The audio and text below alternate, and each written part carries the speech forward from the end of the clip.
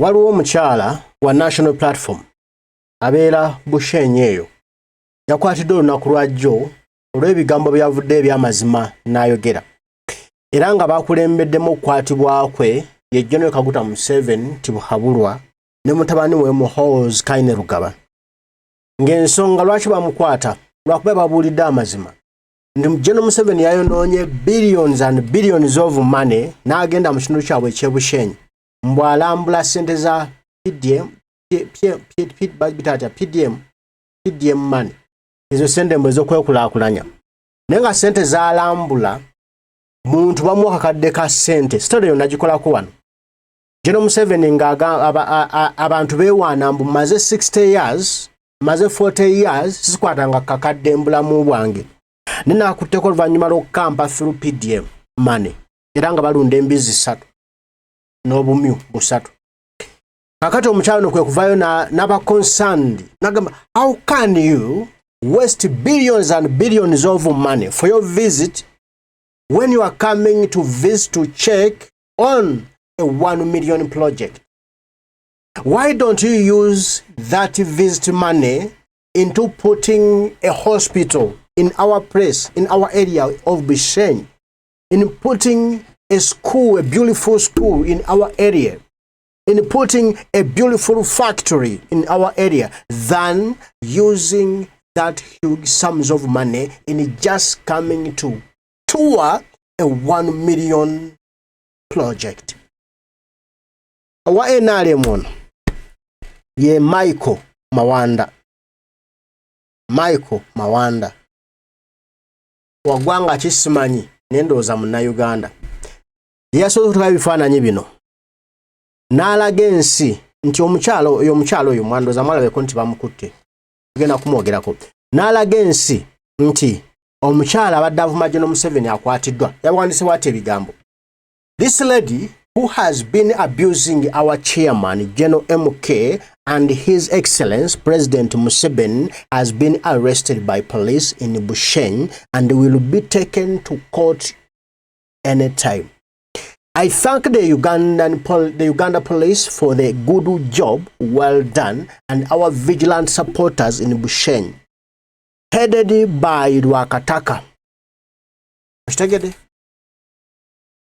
Ono Michael Mawanda wa Pirawo Masala wa Menke MK ati yebaza police ey'Ebushenyi okubanga yakutte omukyalo ono olw'okwogera amazima nti lwaki ssente General Museveni z'okozesa mpitirive nnyingi ennyo bwe zito zoonoonye okujja okulambula project ya 1 million lwaki tozikozesa no tukoleramu ebyamagezi ebyannaggwano ffenna ne bituyamba ng'abantu b'e Bushenyi. Baakutte mukwate era ekifaananyi kyekyo ng'ali ku poliisi kitegedde ekifaananyi ky'omukyala ng'ali ku poliisi bamukutte olw'ebigambo bye yayogedde. Kati nno njagala twebuuze omukyalo ono okutuuka okumusiba omukyalo ono okutuuka okumusiba yayogedde ebigambo ki? Omulaba yoyo munnaffe yakwatiddwa ali mu kkomera ery'e Bushenyi poliisi eyo yamukutte ogamba General Museveni mazima buya wano bagambye wansi wano. Western Uganda TikToker arrested for insulting President Museveni and General Muhoozi. But I want to put yourself in this context.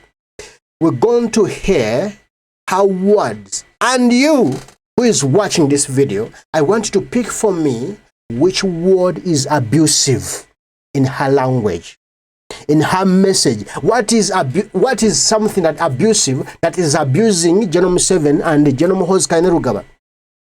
Is reality an abuse? Speaking reality, is that an abuse? Let's watch this video. From President Kyagulanyi's Centamo Robert Bobi Wine has given us the video and said, let me first read for you what President has said, then we watch the video together and find out whether in her video there is something abusive. President has wrote this, and even the names. Mbabazi Pathy is the National Unity Platform Registrar for Bushenyi District. In this video, she condemned General Museveni for using billions of shillings, traveling all the way to monitor the failed PDM projects. Owulidde nti Mbabazi Pathy gemanya ge wa national platform era nga yakulira ebyokulonda oba enteekateeka z'okulonda mu district y'e Bushenyi. Ono alina akatambi kano ke yakoze nga yeemulugunya olwa General Museveni okwonoona okudiibuuda omudidi n'omudidi gw'ensimbi mu kutambula ng'agenda e Bushenyi just okukebera ku projects kozi Afrika kya Luganda ku bintu ebyenkulaakulana byatadde mu kitundu ekyo ebyakonziba ebyagaanwa okubaako kye biyamba abantu. N'agamba she wondered why the billions wasted on the trips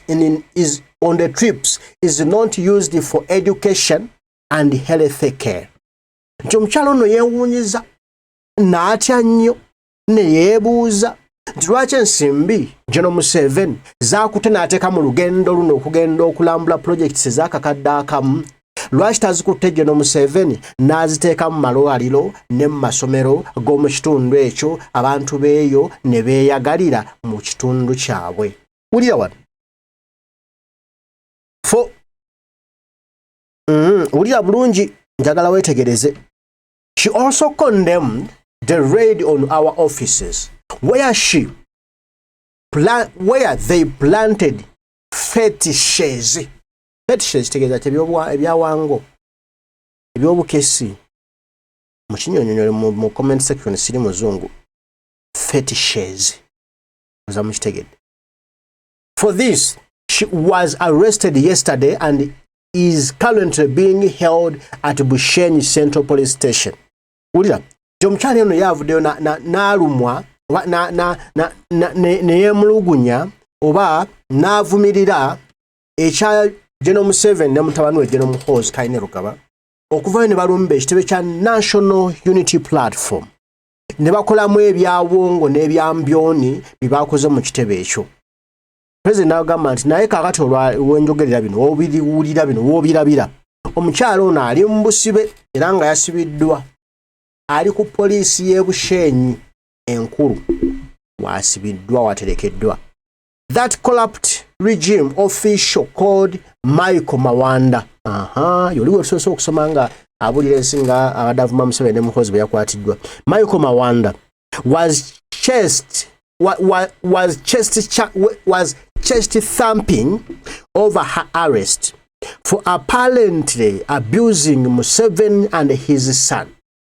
Agamba nti omuli w'enguzi omukozi w'ebikolobero wa kuno Michael Mawanda yabadde akuba effuba nze Michael Mawanda nze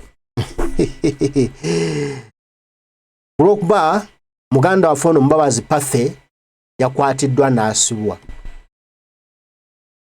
mbu olw'okuvuma General Museveni ne mutabani we. When regime officials insult us every day, that's not an offense. In fact, the regime employs people to abuse us daily, and yet these criminals have the audacity to arrest our supporters for speaking truth to power. Wulira wano President bwe yagambye nti abanene mu gavumenti ya General Museveni bwe batuvuma batukolako ebikolwa batukolako effujjo buli kadde ogwo si musango. Era mu mazima ddala gavumenti ya General Museveni ekwata ensimbi mpitivu buwumbi na buwumbi n'ebuteeka mu bavumi ne bavuma Kyagulanyi ne bavuma munnankyukakyuka yenna gy'ali buli lunaku.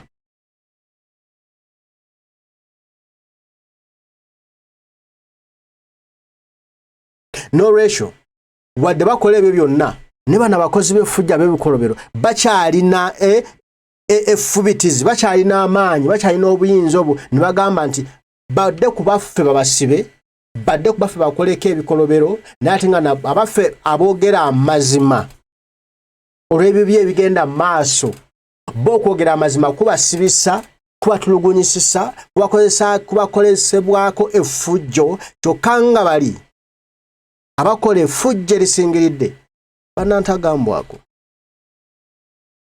A team of leaders and the lawyers have visited her and encouraged her to remain strong. We shall overcome.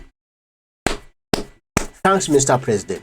Ode batugambye nti waliwo ekitundutundu ky'abakulembeze bannamateeka abagenze e Bushenyi ne bakyalira ku muganda waffe ono Mbabazi Pathy ne bamulabako era ne bamuzzaamu amaanyi n'essuubi n'okwongera okumugumya ne bamugamba nti abijja kuggwa oba bityo babitya bijja kuggwa bamugumu stay strong.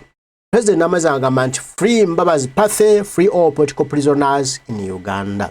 Kanja tulaba akatambi ka Mbabazi Pathy kano eyayogedde abasajja ke basinziddeko okugamba mbuno Pathy Mbabazi yavumye General Museveni ne mutabani we yabyogeddeko ebigambo bya swakaba. Njaga awulirize wano n'agamba eddanga tutandika nti nyatuwulirize Pathy Mbabazi ono oba mu bigambo bye yayogedde mulimu ekivuma. I want you to listen carefully, critically. I want you to put for me anything you hear, you think, you believe it's abusive to power in the comment section. Just go in the comment section right now. Get ready. Let's listen to her. After listening to her, then write for me down the comment section. What do you think it's abusive? In her words, in her statements, is reality abusive? Ine rugaba wajizira ngubobu wa ino musanjira ine kondo mu wasanga ine na nenjaga. Kine rugaba stane te katandu kagege kahendera iwe na family yanyu yone katandu chiro mustani kandi tumukubasa kuhendera.